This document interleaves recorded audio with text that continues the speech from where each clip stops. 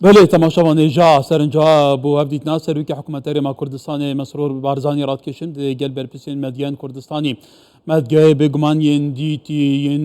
بیستی و ین خواندی و ابسایی تانجیم بگمان نف هفدیتنا بساعتان بکشه همو لویری لکردستان 24 بیکو پیوایی کش برهبویان بیتا قد کرن جبورای گشتی هاتا بلاف کرن لسوشال میدگاجی دنگ ودانو و کار ودان هبونه رئیس رحمان غریب ریخری سنتری میترو بو داکوکی کردن لما في روزنامه‌نووسان لسليماني لگلمنه کاک رحمان روجباش بگومان بیجگل و دیدار دونه که برستان تدامه دبو پیشتریش بدو قلی سروک حکومت هریمی کردستان تان بینی و که وقتا کاری ما اوی دونه لبرچا بگیرین حالبت که کم جاره برپسه کی بالای هریمی کردستان پیشتریش برپس هبوه میدیا کار بینی و بس اما بچند ساعتی و هموش وکو خوی لميديا بلاو كراوتوا اما تاشان بيشهاتي كي دل خوشكره كفعلا يدي او بربسته كزور جار بازك لبيني ميدياو بربرسه بالاكاني هرم بتويتوا بله من بقسي كي تيكوشري كوش كردو هاري عزيز محمد دس بيه كم كاليه اما لم وڵاتە هەمومان لە یەک بەلەمای ئەگەر بەلەمەکە کونێکی تیا بوو ئەکیت هەمومان ژیانمانەکەوێتە مەترسیەوە بێگومان هەرێمی کوردستان بەلەمەکەی کونی تێکراوە و بەلەمەکەی مەترسی هەیە لەسەر ژیانی هەم پرۆسی سیاسی واتە ئیدارەی هەرێمی کوردستان و قوارەی سیاسی هەرێمی کوردستان و هەروەها ژیانی هاوڵاتیانیشی بۆیە دانیشتنی حزبەکان بەیەکەوە دانیشتنی کۆمەڵگەی مەدەنی و بەرپرسان بەیەکەوە کە دانیشتنی هەروەها ڕۆژنامەنووسان و بەرپرسانی باڵای حکوومەتی هەرێمی کوردستان یان سەرۆکایەتی هەرێم و سەرۆکایەتی پەرلەمان لەگەڵ ئەم موسساتە زۆر گرنگانەی وڵات بێگومان گرنگە و ئەهەمیەتی خۆی هەیە بێگومان دانیشتنیش لەگەڵ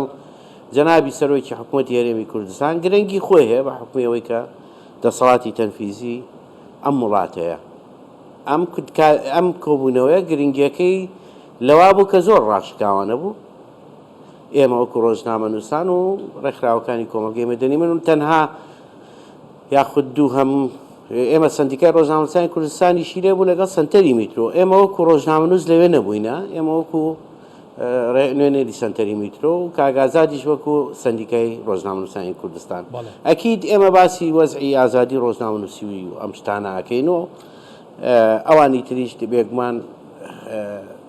وە نەبێ ئێمە خەمی ترمان نەبێ ئێمەش خەمی ترمان هەبووە بەڵام زیاتر تەرکیزمان کردوتە سەر ئەمە من ئەمەیە بڵێم کە ئەم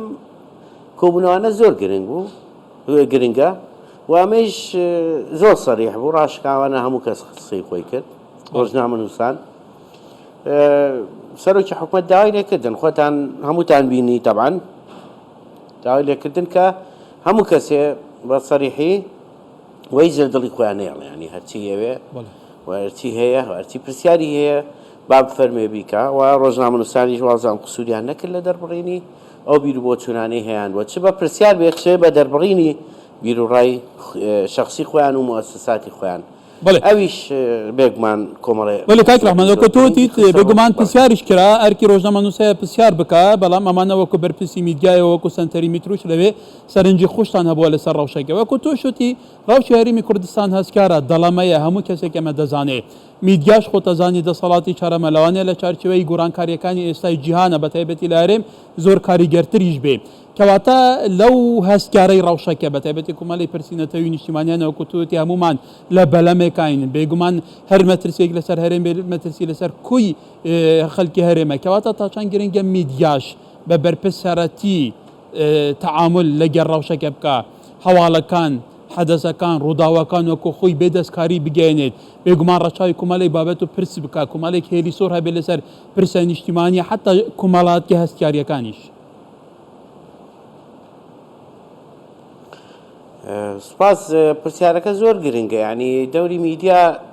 لە هەموو یعنی لە تەسقیفکردن و لە تەوعیەکردنی هاوڵاتیان لە بواری تەندروستی بێ کۆمەڵایەتی بێ و چونە ناو مەوزوعی سڕاعی سیاسی و قسەکردن لەسەر پرۆسەی سیاسی و لەسەر ناکۆکی ئەحزاب و ئەمانە بێگومان دەوری زۆر گرنگی هەیە من زۆر کۆکم لەسەر ئەو قسەی کە جەنابی کاک مەسرور کردی سەبارەت بە ئەوەی کە میدیا بێ فەرقکە لە بینی دەسەڵاتی سیاسی کە لێرە یەکێتی و پارتی و حزبەکانی گۆڕان و ئەوانی ترن یاخود ئەم سێ حزبن لە هەرێمی کوردستان لەگەڵ ئەوەی کە پێڵێن قەواری سیاسی و قەوارەی نیشتیمانی هەرێمی کوردستان واتە فەرقکردن لەبەرەوەی لەگەڵ ئەوەی کە پێڵێن دەسەڵات و ئەوەی کە پێ ئەڵێن نیشتیمان. جەنابی باسی ئەو خاڵی زۆر بە گرنگی کرد کە ئێوە یەکێتی و پارتی ناشرینکەن نەقدەکانیان بکەن بەڵام کوردستان ناشرین مەکەن لە بەرچاو نیشتیمان ناشرین مەکەن لە بەرچاو خەڵک فەرقکەن لە بینی نیشتیمان و لە بین دەسەڵات لە بین حزبەکان و لە بێ ئەوەی کە پێوەڵێ کوردستان و قاری هەرێمی کوردستان چونکە وەکو لە سەرەتاش باسم کرد ئەوەیە کە ئێمە لە بەلەمێکین و ئەم بەلەمە ئەگەر خوا نەخواستە شتێکی لێ هات هەمومان لە مەترسیین. ئەم خیتابە نیشتیمانیە ئەبێ هەبێ لە ناو میدیای کوردستانی بەڵام بەداخەوە حەزەکەم ئەم هینە باسکەم و جەنابی کاک مەسروریش قسەی لەسەر کرد کە میدیا لە هەرێمی کوردستان زۆر سیاسی بووە بەوەی کە پارەی سیاسی ڕژاوەتە ئێمەش باسی ئەومان کرد وەکو سەنتەری میترۆ پارەی سیاسی ڕژاوەتە ئەم میدیایە و ئەم مەکتەب سیاسی ئەو سەرکردە و ئەم نازانم چیوانە میدیای خۆیان هەیە ئێمە باسی ئەوە ناکەین میدیایەکی حزبی هەیە و ئەم میدیا حزبیە دیارە و تەنانەت میدیا هەیە سێبەرە و دیارە باش ئەم بەرپرسەوە بەرپرسیانەکە میدیایەکی تر هەیە میدیای شخصین یعنی فلان مەکتەب سیاسی و فلان سەرکردایەتی و فلان دەستگا و فلان ئەم شوێنە ئەمانە بله کاک رحمان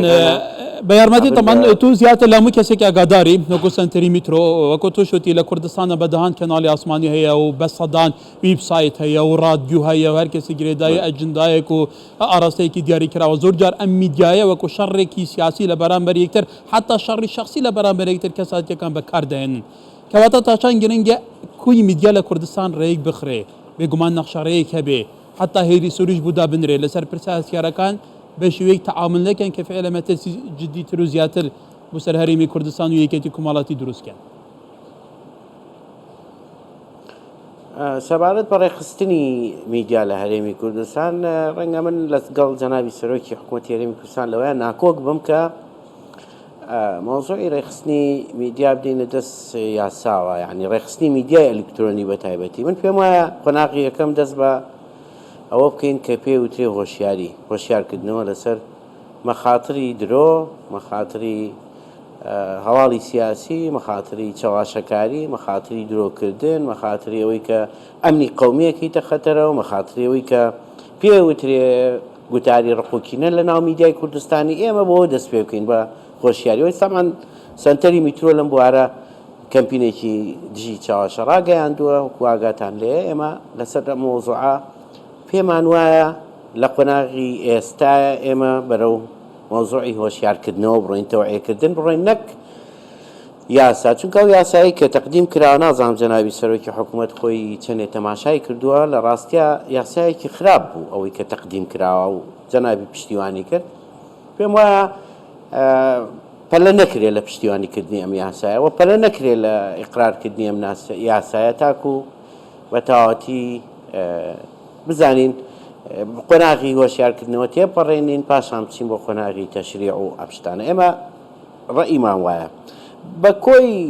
مەوزوعەکە یعنی ئێمە خۆتەزانی لە مەوزوعی ئازادی ڕۆژنامەنووسی لە هەرێمی کوردستان کۆمەڵێ کۆسپ و تەگەرە و کۆمەڵێ مەشاکلمان هەبوو ئێمە لەوێ تامان کردمانە بەردەم جەنابی سەرۆکی حکوومەت و حەزەکەم ئەوەیش بڵێم کە ئێمە راپۆرتی ساڵانی سنتەری میترۆمان بردووەتە بەردەم جەنابی سەرۆکی حکوومەتی هەرێمی کوردستان لەوەی ڕاست بوو پرسیاری کرد لەوەی کە کام کەسە لە سجنەوە کام کەسە بەڵام ئێمە راپۆرتمان بردووەتە بەردەسی و راپۆرتەکەی ئەکیدم هەم مەکتەبەکەی و هەم جەنابی راپۆرتەکانی ئێمەیان بینیوە مەبەستیش لە راپۆرتەکانی سنتەری میترۆوەیە کە بێگومان ئێمە بە حکوومەت بڵێن کە خەلەلەکان لەکوێن تاکو و چارەسەریان بکە مجتەمەعی مەدەنی ئەمە ئیشێتی مجتەمەعی مەدەنی معارەزەی سیاسی نییە مجتەمەعی مەدەنیەوە نییە وەکو حزبێکی سیاسی مامەڵە بکە مجتەمەعی مەدەنی ئێمە پێمان وایە ئەم ئیشی کە سنتەری میترۆیەکرێت لە کرۆکی ئیشی کۆمەڵگەی مەدەنیە بەڵێ کاک ڕەحمان بکاتە بەردەم هەڵەکان بکاتە بەردەم مەخاتیرەکان تاکو و چارەسەر بکرێن بەڵێ زۆر سپاس برێس ڕەحمان غەریب ڕێکخەرێ سنتەری میترۆ ji bo berabanîkirine ji mafê rojnamebana li Silêmaniyê gelme bû spas kak ڕەحمان